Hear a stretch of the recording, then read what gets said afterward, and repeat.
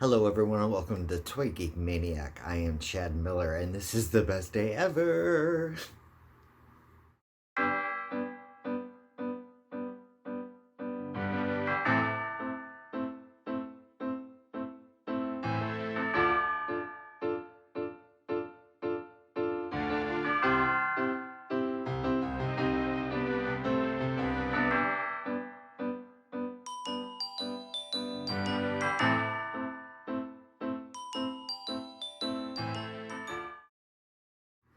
So to kick this off, I would like to start off talking a little bit about Marvel Legends action figures. Initially, Toy Biz had the rights to Marvel characters and they released a line called Marvel Legends, which were obviously action figures, but they were designed more for collectors. So they were higher scale, better articulation, and better detail. When Hasbro took over the Marvel rights, they kept the Marvel Legends line and continued and made that line just thrive. The amount of detail that they put into these characters was just so phenomenal, and the detail is incredible. The articulation improved, and this line has just skyrocketed, and at a cost. So you have a standard action figure. It's roughly about 5.5 to 6 inches, and it retails for about $20. Um, so the price is a bit steep, but it's worth it considering all the detail and the articulation and whatever accessories might come with the figure. So considering that this line is so ever popular, there are certain characters that are in high demand. You might not always find your favorite Marvel Legends character in stores.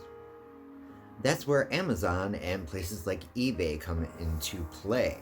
Now, if you go to Amazon and you're looking for your favorite Marvel Legends character that you haven't seen in the stores, you're going to be paying a more hefty price, probably about twice as much. So in places like eBay, for instance, you can still find a boxed character. However, you're still going to be paying probably twice as much, if not 3 times as much, depending on the popularity of the figure. So you can also find them loose, and that means without the packaging, it may or may not include all the accessories. And for that, you can probably find them for the original retail price in stores. Now we move on to box sets. Now box sets are absolutely phenomenal, and a lot of them have taken place in pivotal moments in the comics history or in the Marvel Cinematic Universe. So for instance, there's a Civil War 2-pack with Captain America and Crossbones. Now this pack originally was roughly $49.99 in the stores. I happened to find it on clearance for $12. I was really lucky, and they're great figures and just wonderful parts of my collection. Super excited. Now, there are also like 3-packs where you get 3 characters in a package, and that's going to push about $60, maybe $70 depending on where you're buying it from, or if you can even find it. So that brings me on to the subject of this video.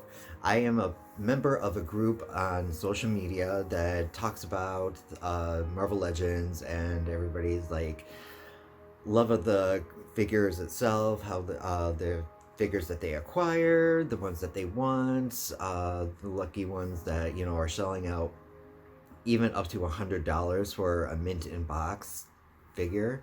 Crazy. I would never do that. I mean, it would have to be a super phenomenal figure of Jean Grey to get me to pay that much. But anyways, so they had a contest that they were giving away a 3-pack of Marvel Legends called Love Triangle. And it basically kind of centers a little bit around the 90s era X-Men / the animated series at the time. And all she had to do was like describe like your favorite episode of the X-Men animated series, and they pick at random. And I got picked at random. Yay! So it arrived today, and now I'm going to unbox it.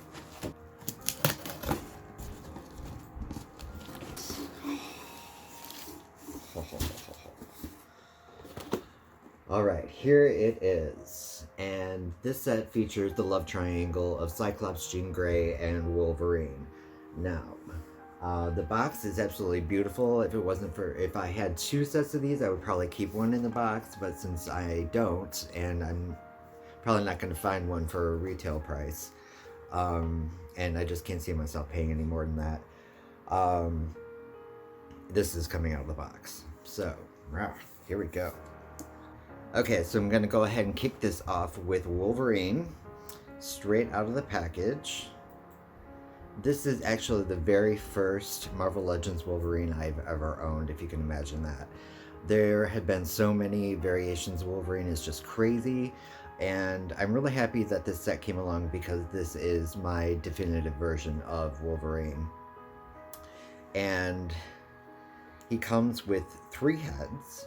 So this one is probably like a battle damaged, as you could say, or ravaged head that he's got there. And this also features his bone claws, which is kind of cool because that was a huge storyline in the 90s.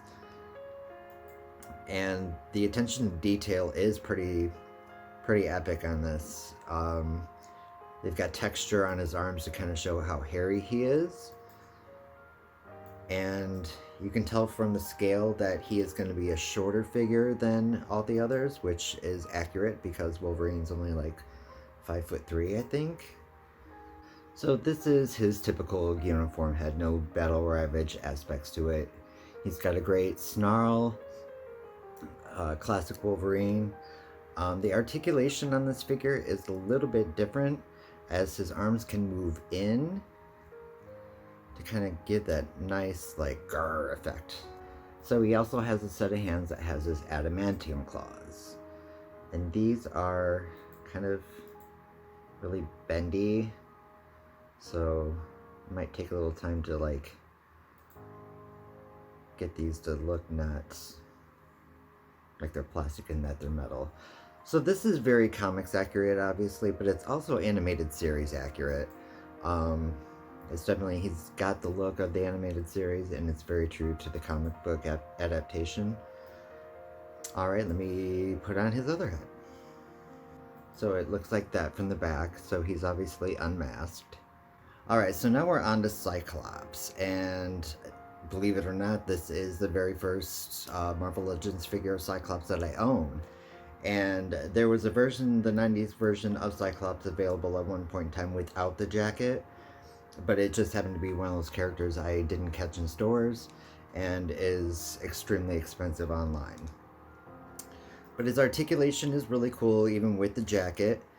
The head visor is really cool. He has one exchangeable hand, so that way you can get his hand up to his visor to hit that magic button to unleash his powers. The one thing that I noticed that I don't like about this figure is that the straps along his thighs and his calves slide up and down. They did not make that a permanent part of the mold, and that is very annoying. So I'm not too thrilled about that. So let's take a look at the 2 other heads that come with it. This first head is of Cyclops without his visor. He's got his ruby quartz glasses, very much based on the 90s comics. He's got that Boy Scout haircut that is synonymous with Cyclops. Alright, so this head is clearly based on the look from the animated series. It's almost like kind of creepy how cool it is based on that. Also without his visor, but he's got his ruby quartz glasses on. So this is a very nice figure, aside the fact that I wish he didn't have to come in the jacket, but that was part of his trademark in the 90s too, so it's gonna have to do because it's the only Cyclops I have. Okay, now on to Jean Grey. So this is the previous incarnation of Jean Grey in her 90s costume, which when it came out I was ecstatic for, because I think this was the first Marvel Legends Jean that came out other than Phoenix. So it's a pretty decent figure. However, very hard to stand because her hair mold is so heavy that you basically have to lean her in order to get her to stand. So that's disappointing. So I always had to lean her up against something, or until I start investing in action figure stands, and that's going to have to be the way that it goes. So that is the previous Jean. Now let's take a look at the current Jean. Pretty much same kind of body, different hair mold, different coloring. Um, I would say that the newest one is much more comics accurate and accurate to the animated series as well. Basic same style with the belt. It's kind of loose and flip floppy. Same design on the arm cuffs. With this version, we get the little arm streaks on the biceps, which is accurate to the comics and the cartoon. And then the leg parts here, the leg pads maybe, aren't as pronounced, but they are painted gold. The articulation is nice. You can't quite get her hand up to her head to make her look like she's using her powers. Maybe on the other side.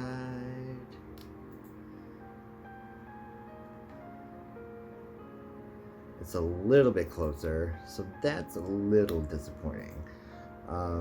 But the head sculpt is nice and it's lighter, so hopefully that means that you don't have to like contort her in different ways for you to pose her.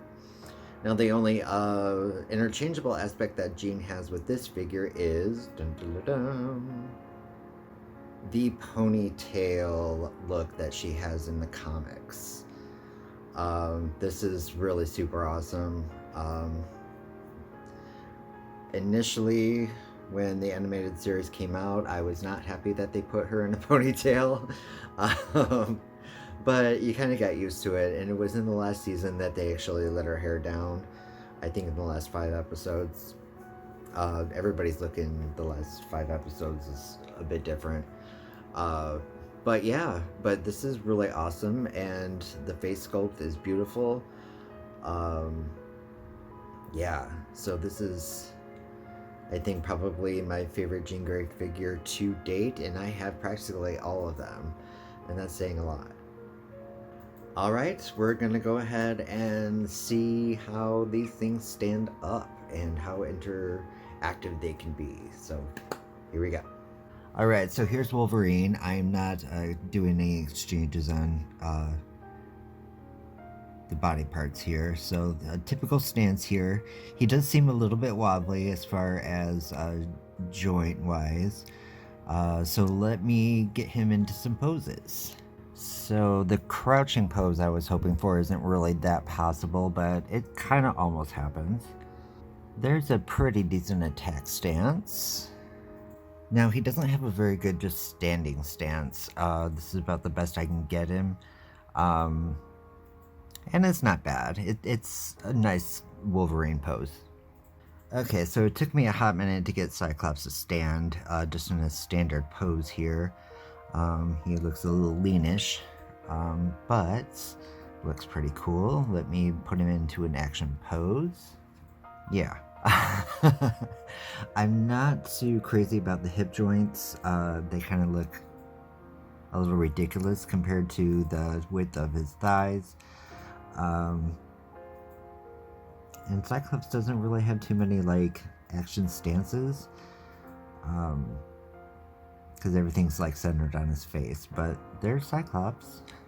Okay, so with the animated hair sculpt, Jean stands wonderfully. Let me get her into some sort of action pose and we'll see how that works. Okay, so for a pretty standard action pose, she still holds up pretty well with the animated hairstyle. Now I'll swap out the heads and see how well that works. Okay, yes, a massively big improvement here with the head sculpt. The hair mold doesn't weigh her down in the back, gives her excellent posability. By far a much more superior figure. Alright, so here we go. This is the Love Triangle set from Marvel Legends. I'm pretty darn happy with this collection, and I'm very happy to have won this because I definitely wouldn't have been able to purchase it.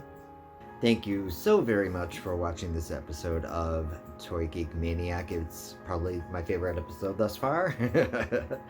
And if you want to see more episodes, you certainly can by subscribing. And if you like this, you can get notifications every time that I upload a Toy Geek Maniac video. Share with me your thoughts and opinions. Do you have this box set? What do you think of the figures? Do let me know in the comments below. Share with me also the figures that you would like to have, or if you have extra figures that you want to get rid of, just let me know. Thank you once again for watching. Love and lights to you all.